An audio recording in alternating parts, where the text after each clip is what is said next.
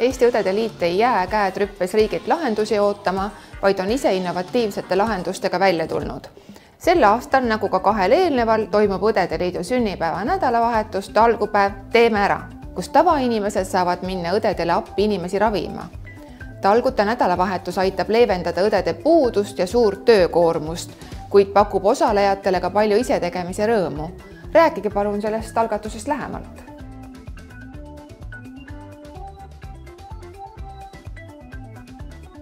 Igal ajal on 2 kätt. Aga kujutage ette, kui neid oleks 4 või 6 või 8. Mõelge, kui palju kergem siis oleks. Palju asju jõuaks tööpäeva jooksul rohkem ära teha.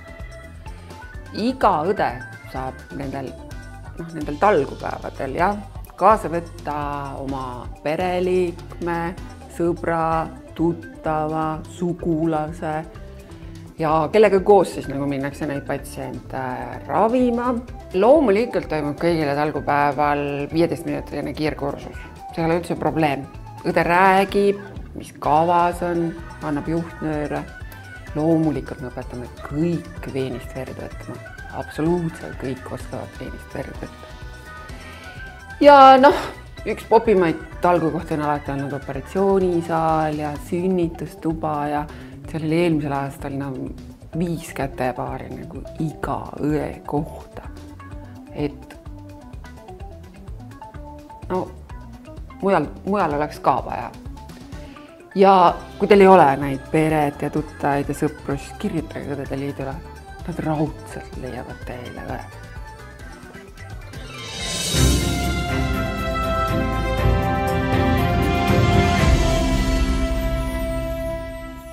Õdede pädevuse hindamiseks on lisandunud uued olulised nõuded, mille vastavust hakatakse kontrollima juba vähem kui 6 aja pärast.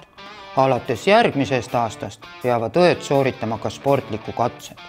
Õe töös tuleb olla kiire, tugev ja vastupidav.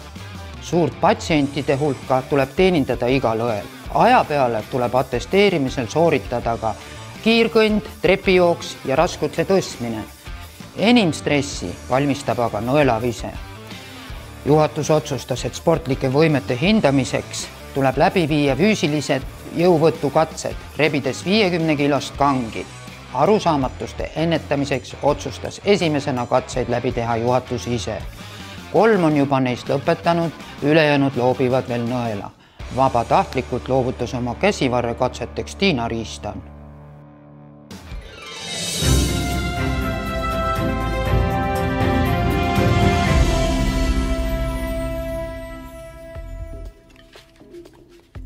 Okei. Tahtsin saada trummitürukuks. Õppisin ämmaemandaks, töötan õena, läbinud kiirmagamiskursused, on minust saanud ilmatüruk. Väga huvitav karjäär. Kahjuks ei saa seda Eesti ilma kohta öelda. Ilm on selline nagu tavaliselt, natuke sademeid, natuke kuuma, natuke külma, libe, pime, tavaline Eesti ilm, nagu alati, nagu juba sajandeid.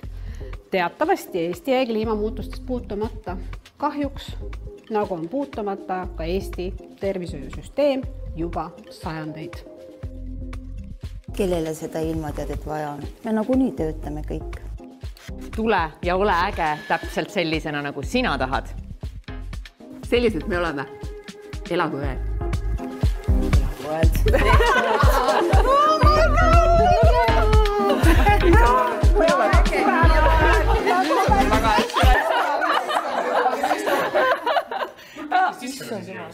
Ilmatüdruk on Uksed olid lahti, sais tulla. Tähelepanu, tegemist on tõsiselt võetava saatega, kus osalejad küll meenutavad tänaseid juhatuse liikmeid, kuid siiski seda ei ole. Õdede puuduses on otsitud võimalust õdede juurde saamiseks ning leevendatud olukorda 2023. aasta EÜL juhatuse kloonimise kaudu. Esimene katsetus on osutunud edukaks, sest nagu nägite, siis päris kõigist ei ole õed saanud, aga me liigume sinna poole.